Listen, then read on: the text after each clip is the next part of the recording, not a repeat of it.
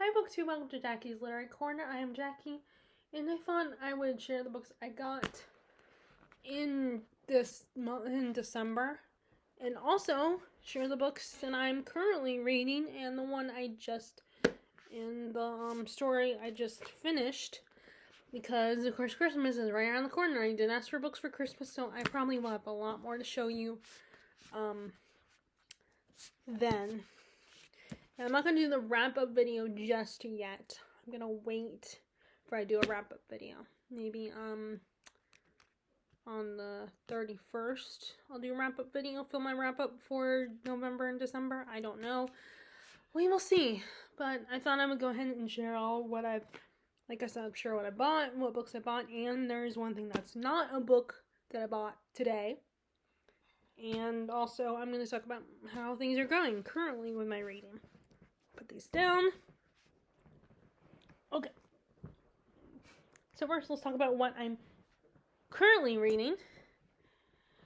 Okay, so I just finished my second reread of my third reread of Christmas Carol. Well, actually, it's probably more than third, probably like fourth or fifth reread of this. I also read The Haunted Man, so I've completed this book because The Haunted Man was the last one in this collection, and I decided to go ahead and reread. Now, here's the thing. I am so familiar with A Christmas Carol that, despite the fact that sometimes Dickens' writing can be a little much and so wordy that sometimes it throws me off and gets me a little confused with what's going on. And I just want to be like, okay, get to the point, Dickens. You're right. I love your writing, but just get to the point of what the character's feeling or explain what the characters are doing. So I have a very love-hate relationship with his writing style. I don't know if anyone else does, but so I love Christmas Carol. It's such a beautiful story about giving and learning the true meaning of Christmas, without it going too religious, because Dickens didn't want to do that. But I think most people know the story, but in case you're part of that minority that doesn't know the story, this is about Scrooge, who he is a miser and he hates Christmas and is all about money, and he's a very bitter, cranky old man.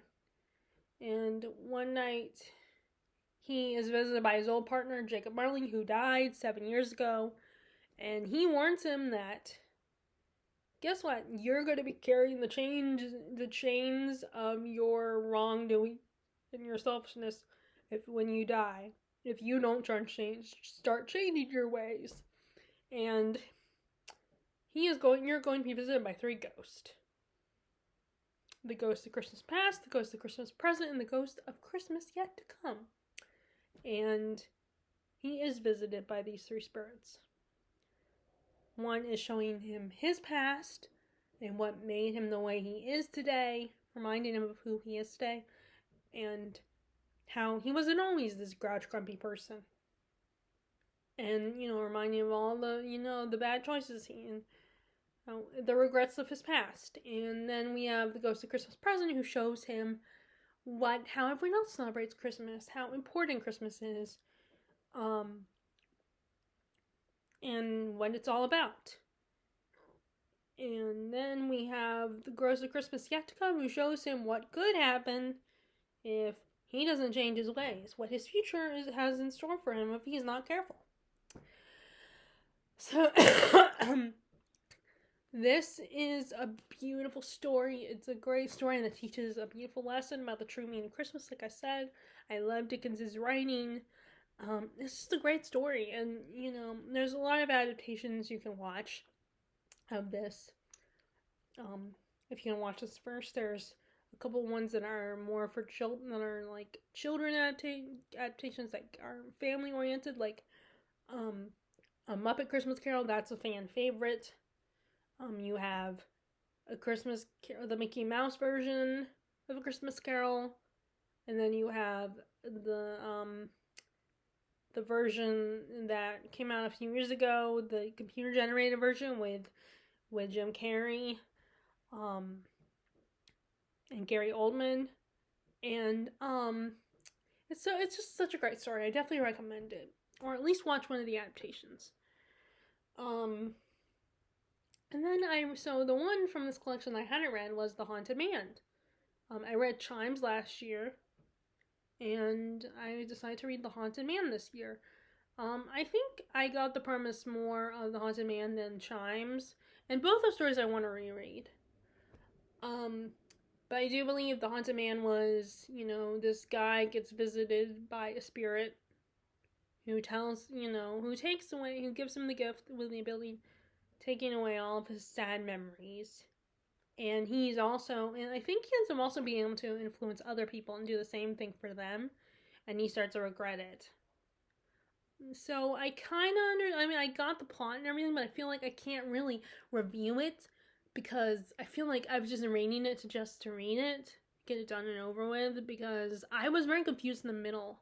I didn't entirely get what was going on. I mean, I think I got it in a small way, but there were times where I'm just very confused and very just like trying to get through it, and I feel like this one in the Chimes I need to reread it just like with the Chimes, so I can take it in more and maybe I can figure out what is going on. And it's just sometimes, like I said, Dickens' writing, I love it, but at the same time, there are times when it can be very like wordy and just like you want him to get to the point and not spend so much time describing things. And sometimes his sentences do feel like, today, by a modern reader's standards, run-on sentences. But I do feel like Dickens is very much the Shakespeare of the Victorian era with his writing, and it's really good. It's just sometimes it can be a little bit much, a little overwhelming and confusing. But anyway, so I'm probably not gonna have a lot to say. I mean, I feel like basically I would be repeating myself. We're talking about this one for December, but so, and this is not what I'm currently reading, but I do want to talk about that. I think I'm going to do this new thing where I read, like, I don't have all of them, but I have some of Dickens' work in this one, a, like, kids version with illustrations in this one, and I thought I would go ahead and read Nicholas Nickleby, because I haven't read that one. That's the only one in this that I have not read. And and I just bought a copy of Thrift Books, I think, of Nicholas Nickleby. So in my mind, I thought it would be a good idea to read this kids version of it. And it has A Christmas Carol in this, and so I'm thinking, because my sister had said that she feels like her kids are ready for A Christmas Carol, that maybe I'll read this one to them. And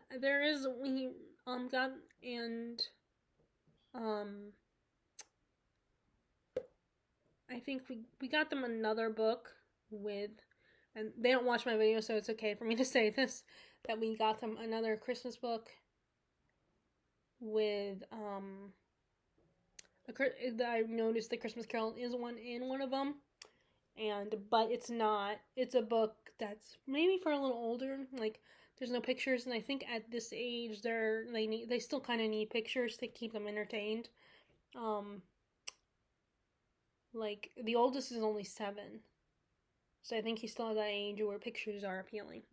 Although he likes audiobooks, he's got into audiobooks. But yeah, so I thought I would go ahead and read Nicholas Nickleby before I actually read the novel. And then I think I'm going to read the other ones as well at some point. Like I said, I'm going to read A Christmas Carol to my nephews, possibly. But yeah, I wanted to talk about that. And I really like this book. This is so pretty with the pink and the gold foil lettering of the title and the artwork. But the artist is Janice Hansen. But it does, like, her artwork reminds me of something else. But I can't think of who. But yeah, so I wanted to mention that. So, and it kind of matches. But anyway, so now I'm currently, so I did start reading Anna Karenina. I finally started picking up this book again, Anna Karenina by Tolstoy, and I've gotten up to page 200 now. I've been, so in other words, that means chapter 17 now. I have this thing where I like to stop on even chapters rather than odd chapters, but I was falling asleep yesterday, so I ended up stopping on chapter 17. But it is a bit of a slow moving plot, but like not a lot is going on, but it's still really engaging.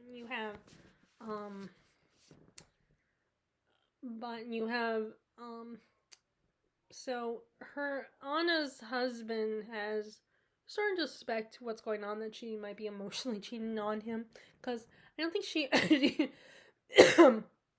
me, she and Vronsky have actually physically done anything. I think they just flirted and spent a lot of time together.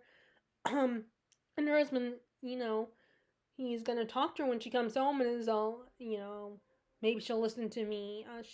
She has to listen to me because of, I'm her husband, and I'm gonna warn her that, her reputation might be ruined if she doesn't stop this. But when he confronts her about it, she's all like, I don't know what you're talking about. You're confusing me. What are you saying? Like, she just totally, like, acts like he doesn't, like, I almost wonder if that's gaslighting in a way. I wonder if she's kind of gaslighting him a little bit. And then we also have the story of Levin and Kitty. And Kitty just found out Kitty liked Vronsky, but found out he was into Anna and flirting with her. So that broke her heart. She found out he wasn't really interested in marrying her in the first place. So she has gone through a bit of a depression. She has seen the doctor, and they end up telling her she just needs to take a vacation. Like, she just needs to get away for a while. Maybe get her mind off of things. And, her sister Dolly had just told her, was about to ask her about Levin, because he had proposed to her and she rejected him.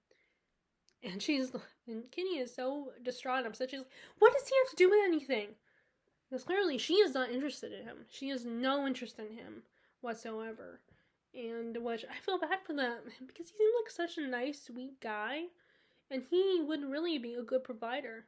Like, he is a farmer, and he really cares about his land, and puts a lot of effort into taking care of it. And he wants to write a book about agriculture. And Levin is just adorable and so sweet. He'd be a great husband. But Kitty is just not into him. But I did kind of get a little spoiled, and I think they are going to end together in the end.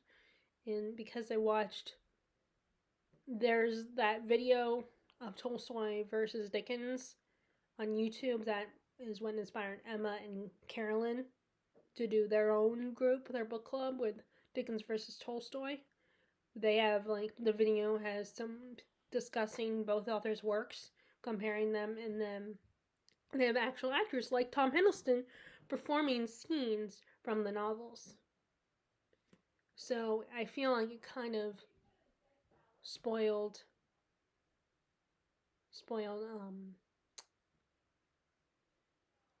I think I got kind of a little spoiled for what's going to happen. Like, Kitty and Levin are end together anyway.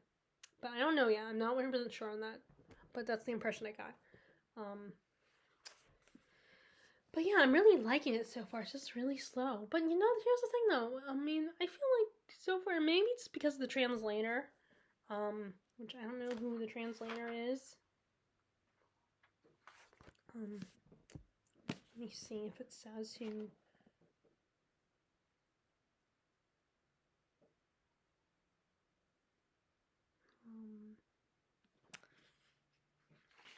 I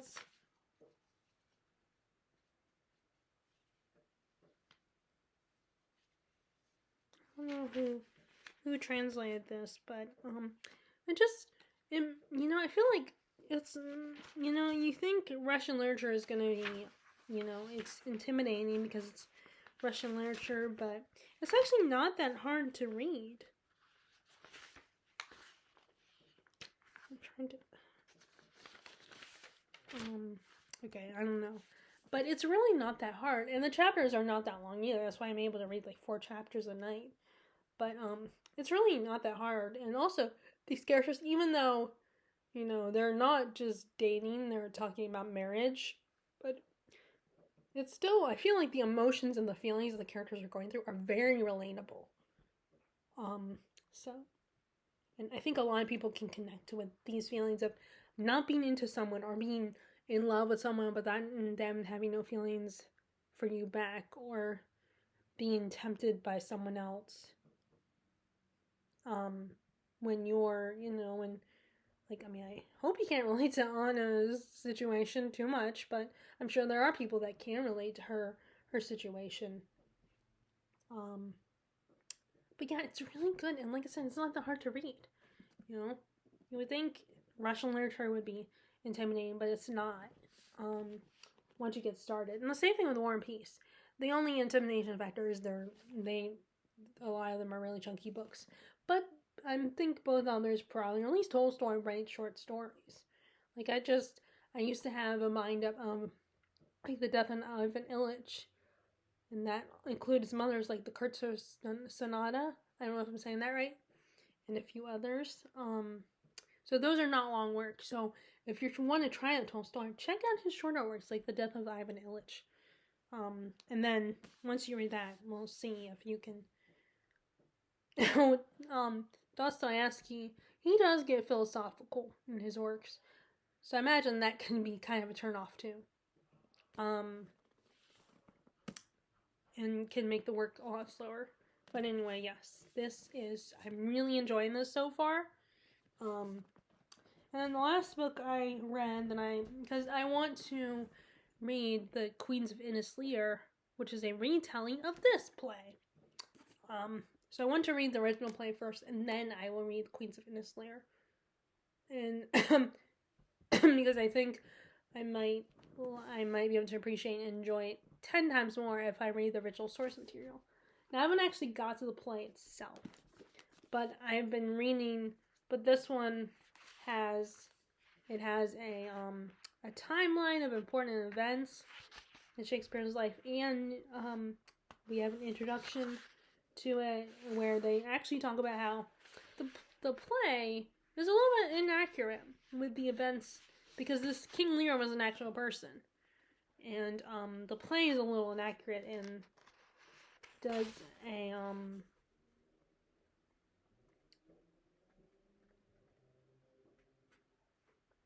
series of errors. David Scott Canston. But it talks about how this is historically inaccurate, and there was another person who put on a production of King Lear, and they changed the ending of King Lear because it's a lot. The changed ending is probably a lot is more accurate to what actually happened in the real history.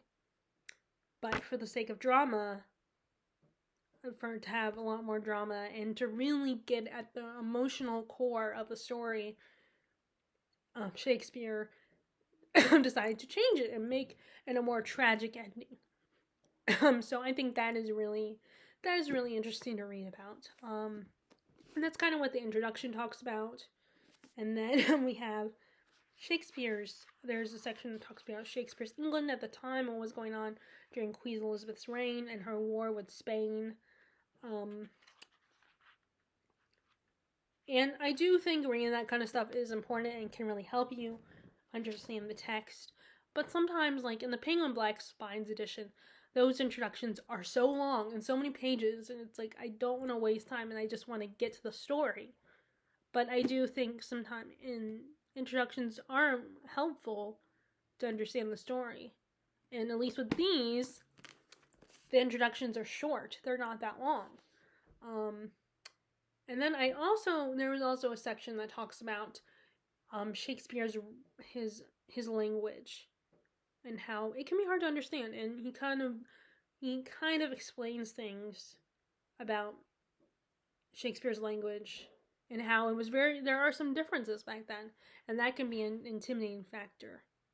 Now there is a great video by Tristan in the Classics where he talks about iambic pentameter, which is the Shakespeare's writing style, where he kind of explains it a lot more. So I definitely need to rewatch. I wonder if I need to rewatch that and pay more attention to it.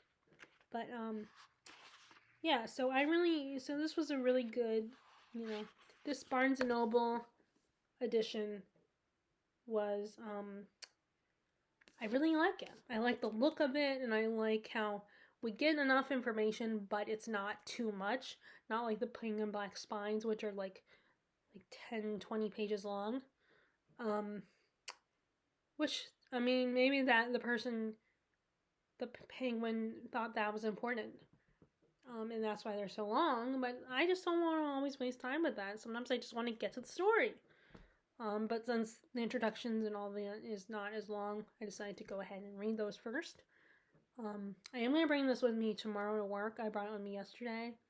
The only problem is that I feel weird stopping in the middle of a scene because my break is only 15 minutes.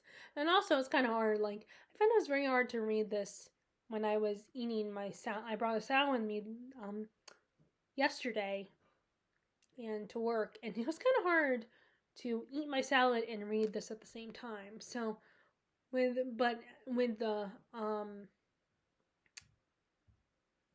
hopefully with the my sandwich, it's eating a sandwich and say will make it a little bit easier to read this. But this is the editor, the series editor, and the series is David Scott Castan, and then the editor of this particular play is Andrew Hadfield.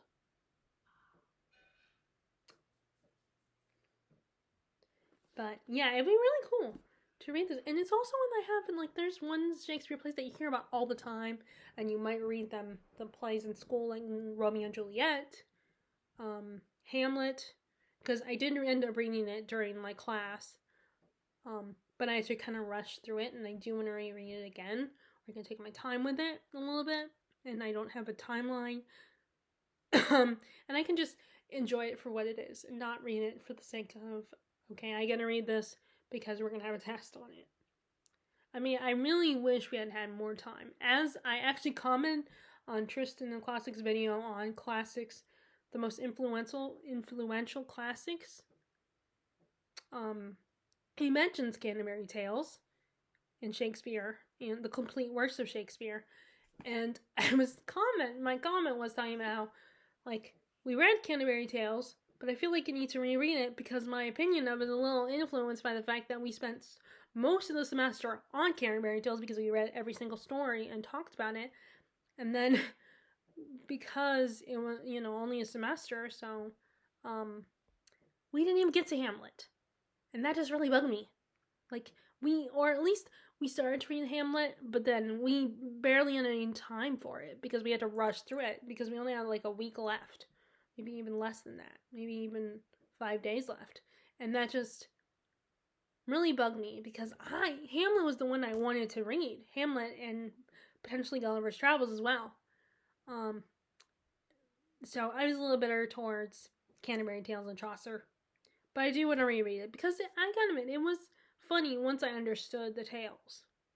And I need to so I want to give it another shot. Chaucer, but anyway, so I want to read one of the Shakespeare plays that I don't hear about. And then read that retelling, Queens of Innislear. And I do think it might help me enjoy Queens of Innislear more. So that's my current reads. I do hope to read another book that I'm going to show you in this little book haul. I want to squeeze in another book. But if I don't get to it, that's fine. Like, I don't want to rush it. So I might save it for January. It won't go in my theme for January, but I still want to read it in January because... so first, let me show you, before I get to the books, let me show you the thing I got that is not a book that I got today, which is this. you guys know I love Nightmare Before Christmas. So I got this other puzzle. I have 3 Nightmare Before Christmas puzzles now. I have 2.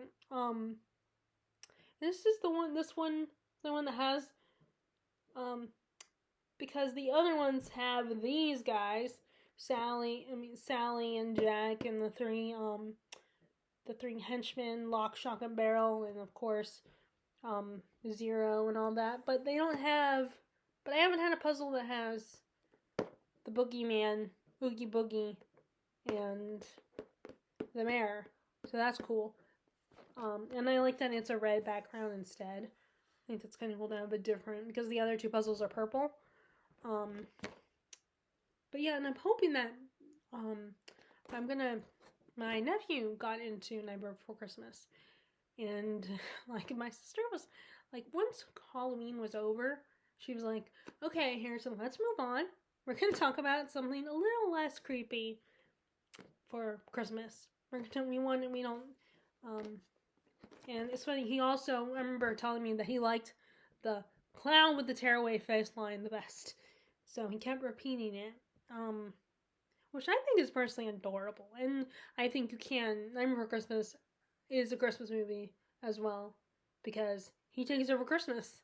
So, in fact, I even wore my Nightmare Before Christmas sweatshirt to the Christmas party, for their neighborhood when we went to visit her a couple weeks ago. I was telling my dad, see, I'm wearing Christmas sweatshirt, and he was like, well, no, actually, it's not Christmas. So, and I'm sure that the people there will probably agree with him, but I think my friends will probably agree with me that it can still count for Christmas. But anyway, so I got this, and I'm hoping that maybe I can do this with Harrison along with the other one as well. But yeah, although we got them the, what was it?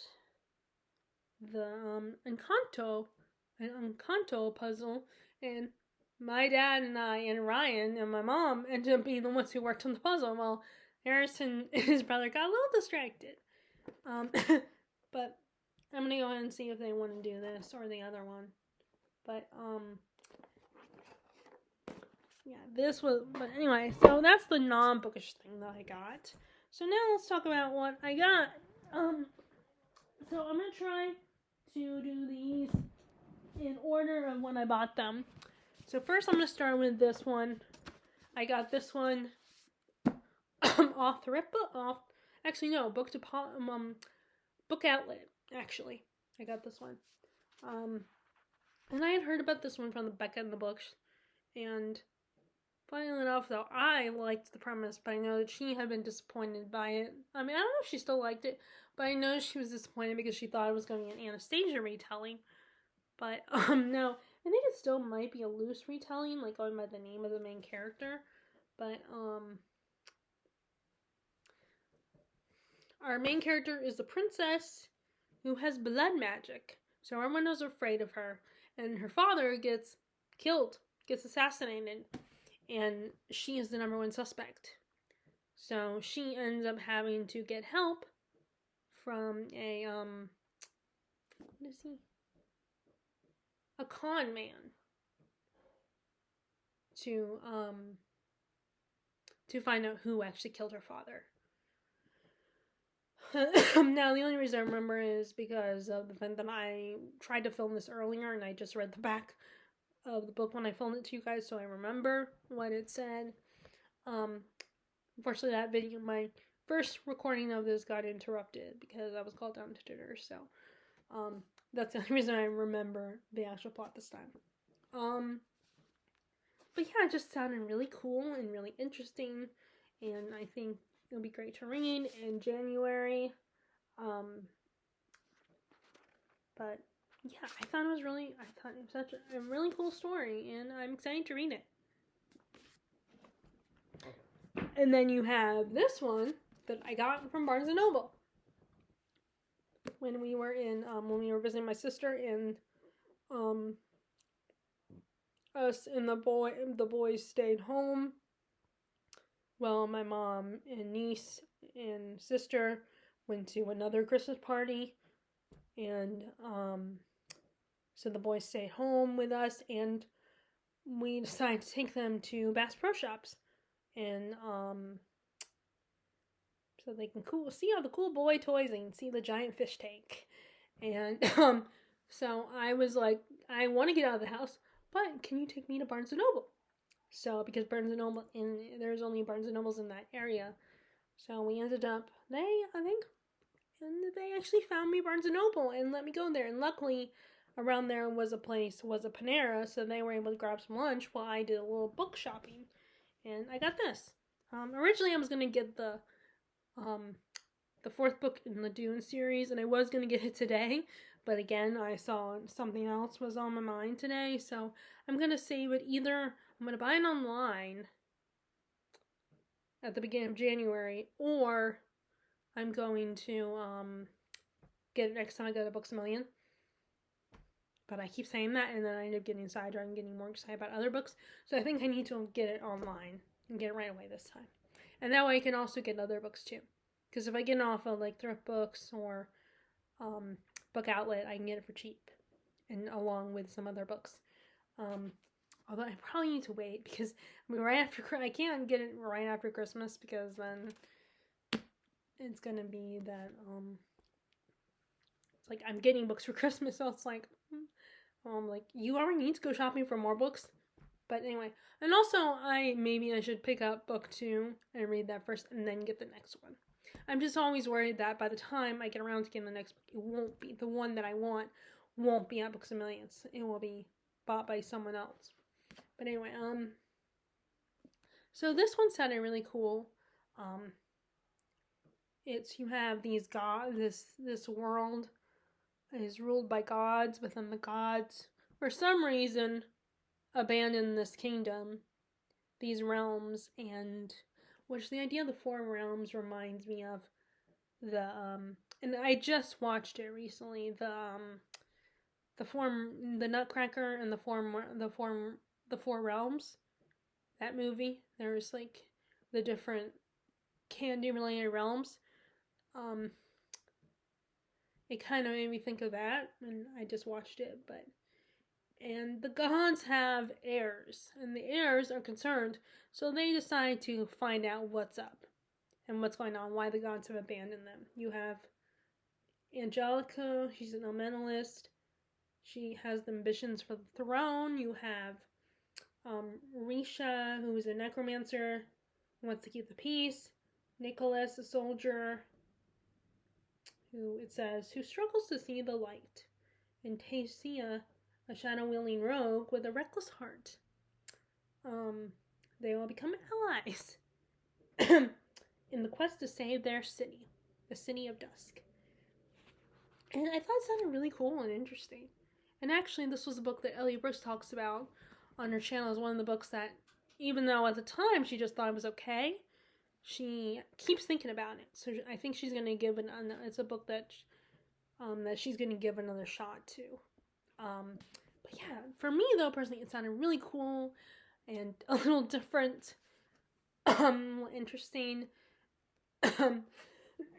Sorry, I still kind of, I'm a little have that cough, but so anyway, so yeah, this sounded really cool, and I'm looking forward to reading it soon. I don't know when I will, but I will read it soon. Okay, next is a book that everybody has been talking about, and it got me really excited, and I wanted to check it out. And this is the book that I've been wanting to.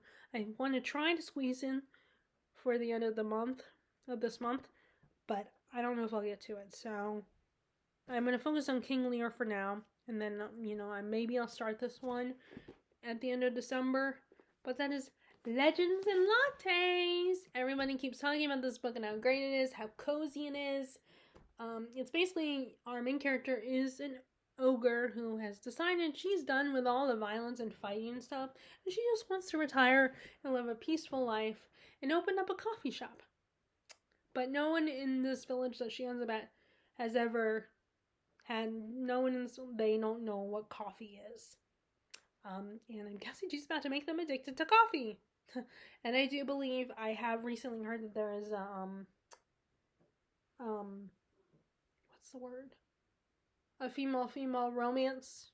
That's not the word, but female romance in the story, and it just feels cozy. There's low stakes in this one. And the author is going to write another book soon, I think. Like a prequel story or something. But anyway, this looks like fun. It looks cozy and just such a really fun story. And it kind of makes me and I love how our cover, it kind of looks like an 80s or 90s fantasy, like Dragonlance. It kind of makes me think of the Dragonlance books a little bit with the cover. Or like, not Robert Jordan, but what is his name? One of the other major fantasy authors of the 90s. I cannot think of his name. It will come to me. I don't remember what his name was, but anyway. But yeah, it reminds me of those kinds of covers. But it just looks so cozy and fun, and I can't wait to read this. Like I said, I'm reading King Lear first, and maybe I'll start reading this one. And I don't know if I'll get to it I might not get to this until January. But anyway, I'm really excited to read this. So, it's the next book I bought. Okay, so I also went to, now these next 3 books. So this was a rare occasion that happens where I went to the roast office and decided to try to look for some Christmas books for my nephews and niece. Or like something that they might, they could decorate their house, and I did get them one. But I of course also treated myself and got 2 books. And then later that day, my dad had an appointment to get to in the town where the independent bookstore is. So he offered for I could go with him, and then he would drop me off at that bookstore, at the country bookshop. So I did 2 bookshop visits in one day. So that was kind of cool. Probably won't happen again, but it was really fun. And now I only got 3 books that day, because I got 1 at the country bookshop and then 3. So technically 4 books that day. But if it's a gift for someone else, it doesn't, I'm not counting it towards my budget, because it's a gift for someone. It's not for me. So I don't count that towards my budget.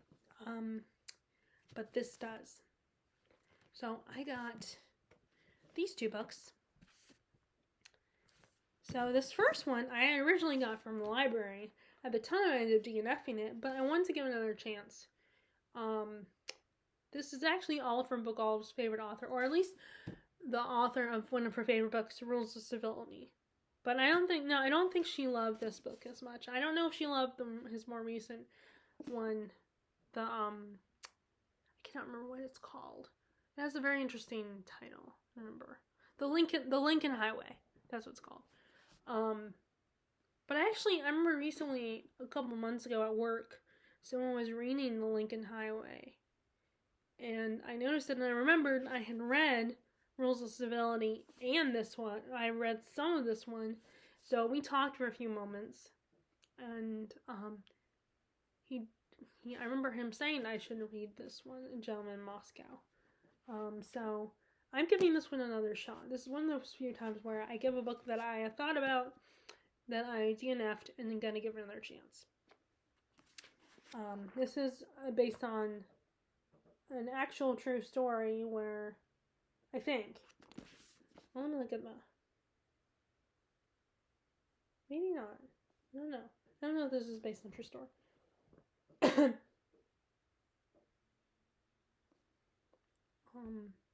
So this is this Count. It was in 1922, and this Count Alexander Rostov is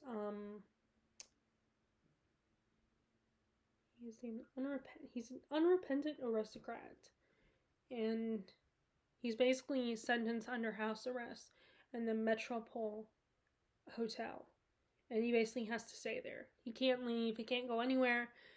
And he's basically like, it says house arrest, and has to stay in that hotel for the rest of his life. Which, and I thought this would be really interesting to read at the time. Like, oh, and there's an excerpt of the Lincoln Highway in this one.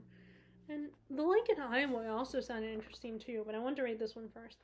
And then maybe I'll get the Lincoln Highway and try that one. Like I said, I would rather get it on paperback than get it on hardback, because that one's, it's a big book, and so was this one.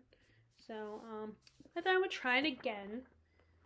And I think it could be interesting, you know? And like I said, it could kind of go in my Russian theme in January. But anyway, so there's that one. And then we have a totally different part of the book about the totally different part of the world. Shantaram,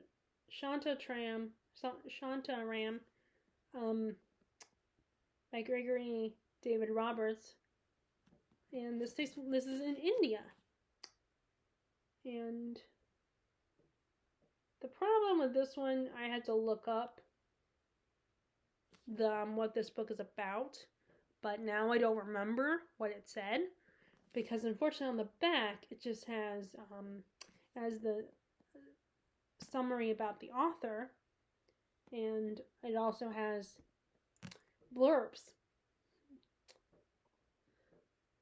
But I don't know what the premise is, and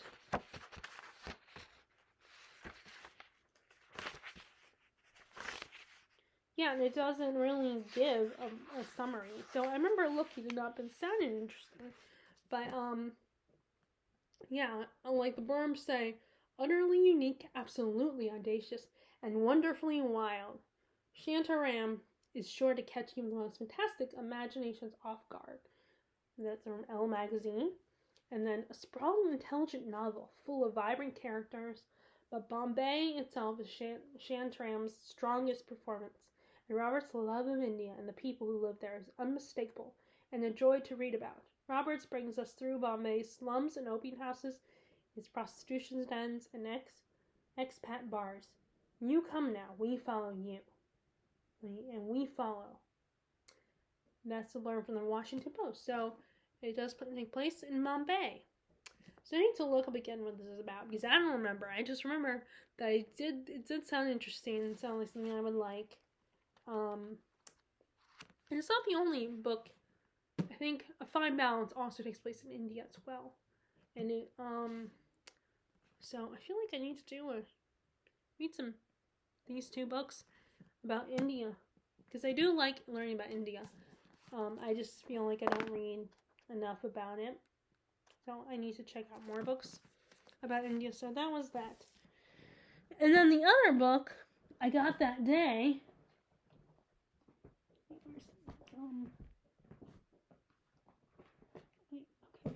Where is it? Oh, there it is. I was gonna go into the chair. So I finally did it. I finally decided to buy Anne of Green Gables.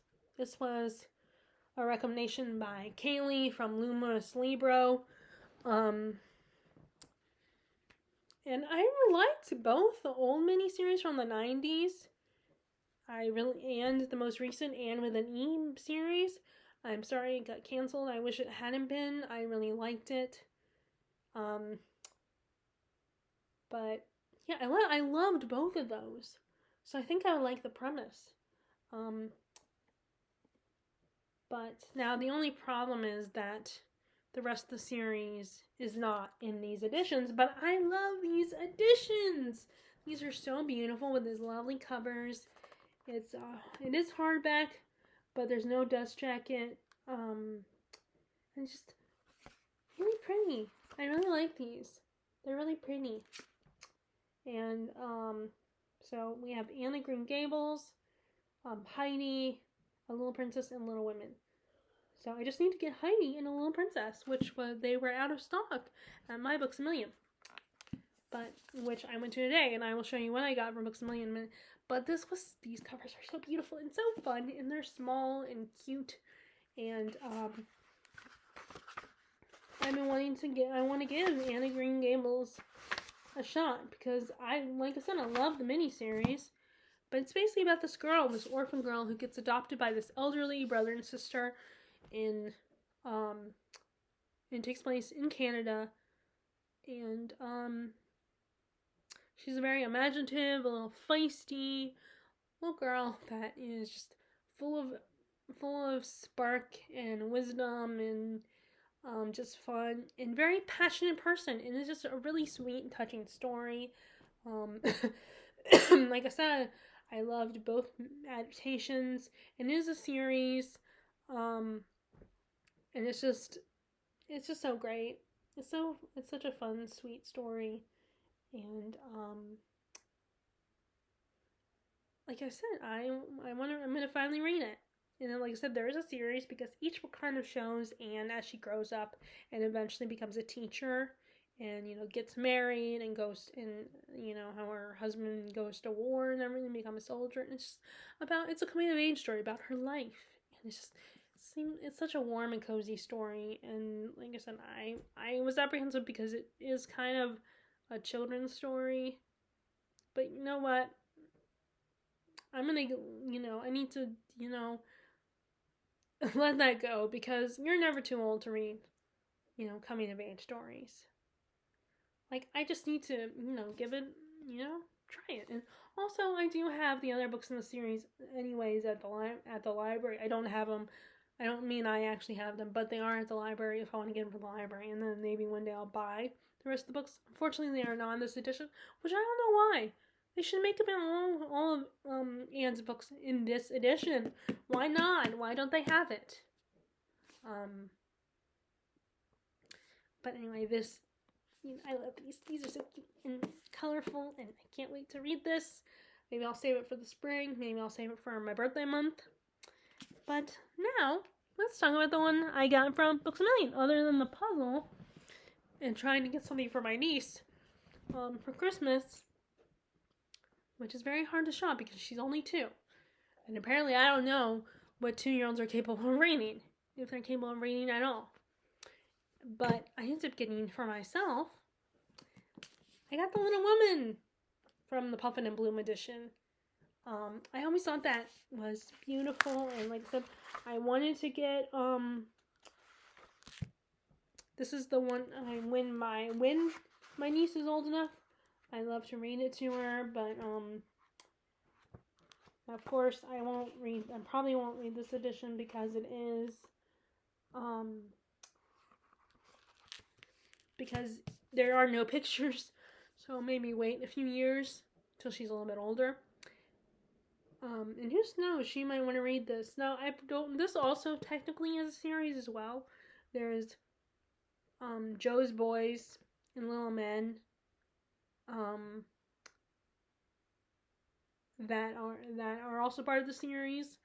So I might read them, I might not.